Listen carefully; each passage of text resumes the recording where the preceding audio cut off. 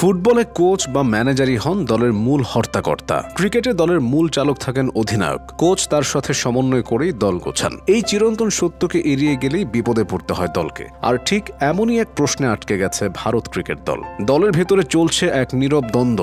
ভারতের টেস্ট দলটা চালাচ্ছেন কে? তরুণ প্রতিভাবান অধিনায়ক শুভমান গিল না হেড কোচ গৌতম গম্ভীর? প্রশ্নটা জোরালো হয়ে উঠছে Bharat England Anderson Tendulkar trophy জুড়ে একাদশ বা মাঠে দল পরিচালনার বিভিন্ন সিদ্ধান্তের পরিপ্রেক্ষিতে।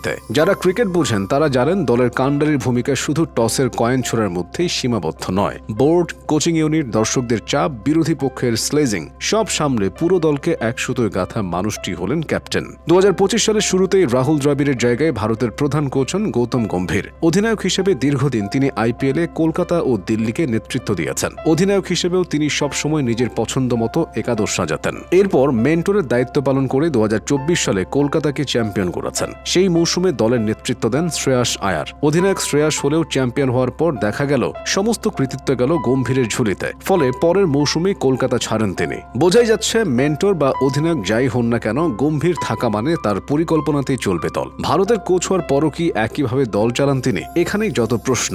একাদশ নির্বাচন থেকে শুরু করে ফিল্ডিং সাজানোর সব সিদ্ধান্ত কি গম্ভীর নিচ্ছেন? কুলদীপ যাদব টানা 4টি টেস্টে একাদশের সুযোগ পাননি। ওয়াশিংটন সুন্দর, যিনি আগের ম্যাচে 4 উইকেট নিয়েছিলেন, তাকে দিয়ে বল করানো হলো ইনিংসের 69তম ওভারে। তখন ইংল্যান্ডের রান 305 2 উইকেটে। কথা উঠেছে এই সিদ্ধান্ত কার? অধিনায়ক গিলের নাকি কোচ গম্ভীরের? এই নিয়ে বিতর্কে সরব ক্রিকেট বিশ্লেষক ও সাবেক তারকারা। হার্ষা ভোগলের মুখোমুখি হয়ে সুনীল গাভাস্কার স্পষ্ট করেই বলেন, অধিনায়ককে নিয়েই তো আলোচনা হয়, তাই সিদ্ধান্ত তারই হওয়া উচিত। শেষ কথাটা ওর হওয়া দরকার। কিন্তু মাঠে ছবিটা অন্যরকম। গম্ভীর শুধু কোচ নন, তিনি নিজের মতো করে পরিকল্পনা সাজাতে অভ্যস্ত। গম্ভীর যখন খেলোয়াড় ছিলেন তখনও তার বিরুদ্ধে অভিযোগ ছিল তিনি একজন একরোখা কড়া স্বভাবের। যখন অধিনায়কত্ব পেয়েছেন দলে নিজের মতো খেলোয়াড় বসানো, নিজের পছন্দের কৌশল চাপিয়ে দিয়েছেন। এসব তার ক্যারিয়ারের সঙ্গে জড়িয়ে আছে বহুদিন ধরেই। অথচ এখন সেই অধিনায়ককেই এই স্বাধীনতা দিতে চান না। ড্রেসিং রুমে গম্ভীরের আচরণ ও পেশাদারিত্বের সীমা অতিক্রম করে যায়। এ নিয়ে সমালোচনা করেছেন একাধিক সাবেক সতীর্থ।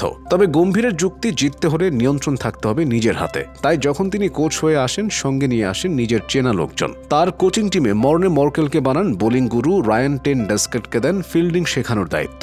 এই কোচিং স্টাফে কারো অভিজ্ঞতা তেমন বেশি নয়, কিন্তু তাদের সবচেয়ে বড় পরিচয় সবাই গম্ভীরের একনিষ্ঠ। এদিকে দলে নেই বিরাট কোহলি, নেই রোহিত শর্মা। অভিজ্ঞতার অভাব পূরণ করছেন গম্ভীর নিজে। তরুণ অধিনায়ক গিল যেন একা। মাঠে বল হাতে দিলেন যাকে, সেই সিদ্ধান্তও কি আদৌ তার ছিল? সঞ্জয় মাঞ্জরেকর বলে দিয়েছেন, ওয়াশিংটন সুন্দরকে দলে রেখেও যদি ব্যবহার না করা হয় তাহলে তাকে খেলানোই বা কেন?